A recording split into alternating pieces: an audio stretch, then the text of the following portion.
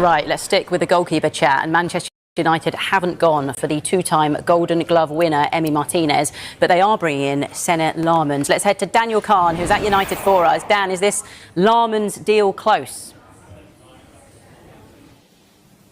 Yeah, absolutely it is, Emma. I mean, he's been here in Manchester all afternoon undergoing his medical before he puts pen to paper to a 5-year contract. We brought you the news a bit earlier today that Manchester United had agreed a deal with Royal Antwerp, just over £18 million for GETS Lammens, the Belgian international. And you have to say, I mean, the initial approach United made just over a week and a half ago, they really followed up that interest to really execute that interest in particular, because we've been told throughout, really, that Manchester United have been exploring their options in that position. And you mentioned one of them there in Emiliano Martinez, but they decided to go for the young Lammens. I mean, I just heard Chris Boyd there talk about Donnarumma and the many years he has left to play. Well, I think that goes for Lammens at just 23 years old. He's just had one really full season being a first choice number one in the Belgian league. And clearly Manchester United feel he is the right person to really contend with the goalkeeping department of Andre Onana and Altay.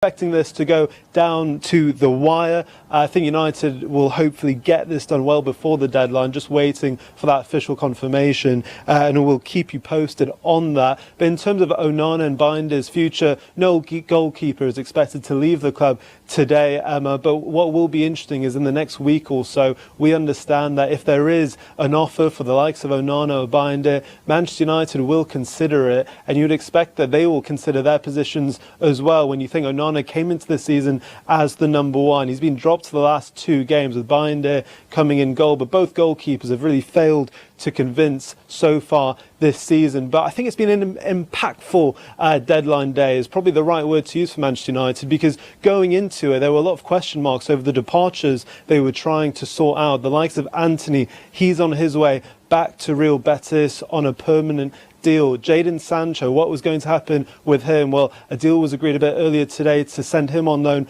back to Aston Villa, just like we saw Marcus Rashford last season, with them covering 80% of his wages, and we're still waiting for official confirmation on the likes of Rasmus Højlund. And we saw earlier in the window Alejandro Garnacho and Marcus Rashford sorted with their respective deals as well. So for all of these conversations around the players not involved in Ruben Amorim's plans going forward, the question marks were, could the club sort out their futures? And other than Tyrell Malacia, it looks like they have done so, which I think in the boardrooms they'll be pretty happy. They've either got some good wages off the wage bill or some respectable fees back into the club. So look, Lammens looks like he will be coming into the club. I've not had any reason to doubt that. Just waiting official confirmation. As a 23-year-old, will be expected to compete for that number 1 jersey going into the season after the international break. The Man United goalkeeping position has been the most talked about position for the last 3 weeks since the season started. You can see they've gone with Lammens over Martinez. Do you think that's the right choice for them there? Well, you're not going with someone who's tried and trusted in the Premier League. We know Martinez is, and he's a World Cup winner. He's had Golden Gloves. He's had everything. They talk about for longevity going for someone younger. I think Martinez was 33 today.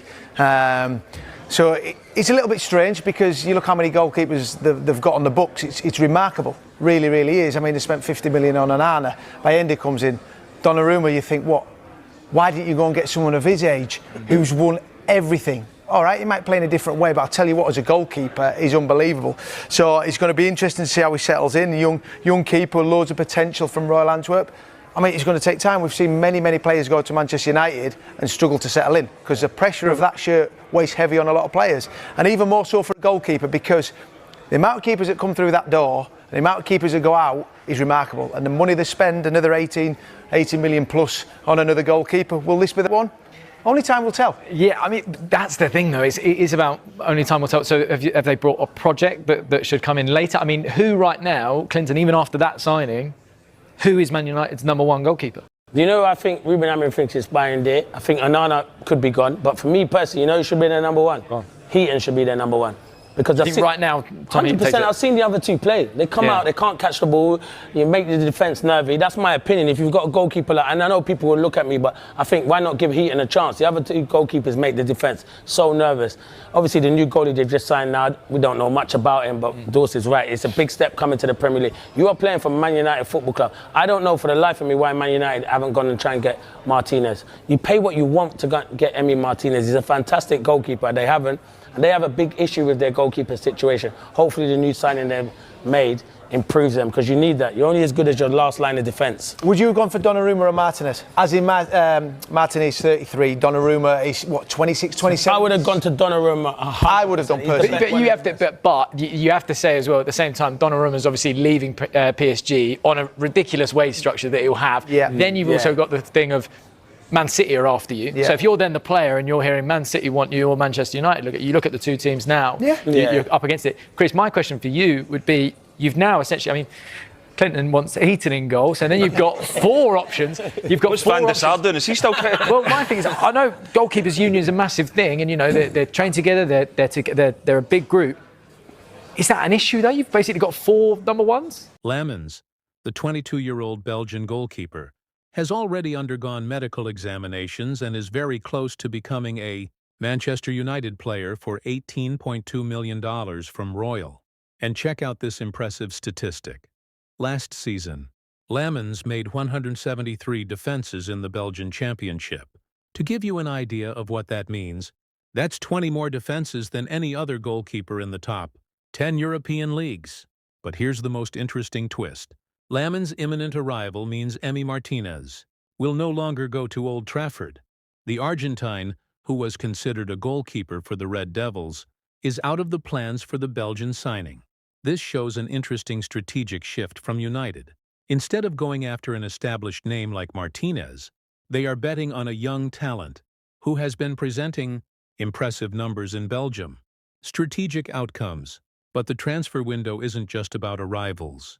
United are also strategically eliminating their squad, and some of those departures are truly amazing. First, Rasmus Højlund. The young Danish striker has officially been loaned to Napoli, but here's the important detail. The Italians have an obligation to buy. This means that, in practice, Højlund can now be considered a permanent Napoli player. Second bid, Antony. The Brazilian, who cost a fortune to join United, was sold to Real Betis for $21.7 million. But United was smart. They obtained 50% of the economic rights from any future sale. If Antony takes off in Spain and is sold at a high price, United will still profit. And finally, the departure of a player that many have been waiting for, Jadon Sancho. The English striker goes to Aston Villa on loan all season long. After all the controversy and relationship issues, this could be the opportunity Sancho needed to return to football. The drama of the 10 Brussels. The bombastic declaration. Now, let's address the elephant in the room, the situation of Erik ten Hag. And no, he has not been fired from Manchester United. But what happened is even more surprising. Ten Hag has been fired by Bayer Leverkusen. That's right, guys. The Dutch coach, who had apparently been signed by the German club, was fired after just 2 games in the Bundesliga, and his statement is absolutely devastating. Ten Hag called the decision unprepared and was blunt in his criticism of Leverkusen's board of directors. He said, and I quote verbatim, "Bayer Leverkusen's board's decision to suspend me this morning came as a complete surprise. Firing a coach after just 2 league games is unprecedented." But Ten Hag went further.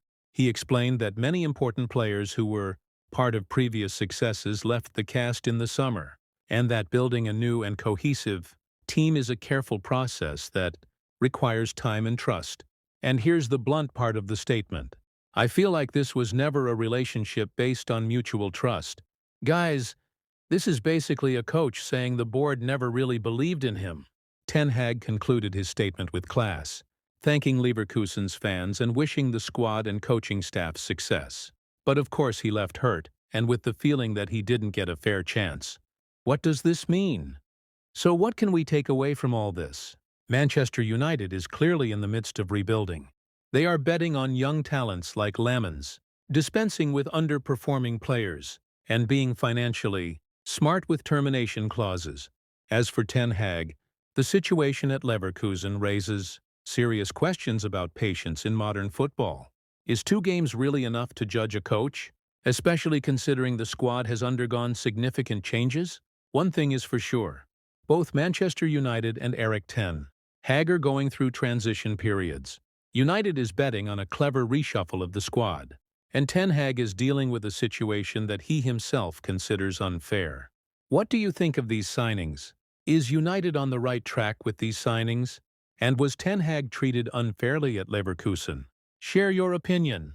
Thanks for following and see you next.